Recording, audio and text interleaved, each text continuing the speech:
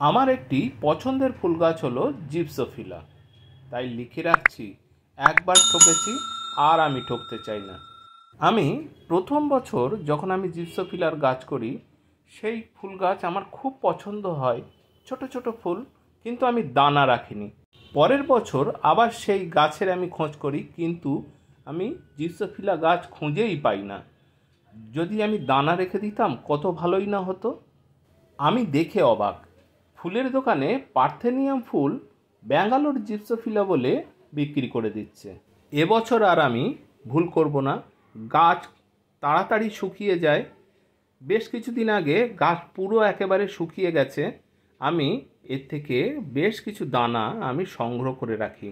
এগুলি খুব ছোট্ট ছোট্ট, অনেকটা ধনে গাছের দানার মতো। একটু একটু করে সংগ্রহ করে রাখাই বেটার। ছোট ফুল হলেও এই জিপসোফিলা গাছের কদর খুব। কোণে সাজানো থেকে শুরু করে ঘর সাজানো বিভিন্ন কাজে এই জিপসোফিলা প্রচুর পরিমাণে ব্যবহার করা হয় এবং বেশ দামি।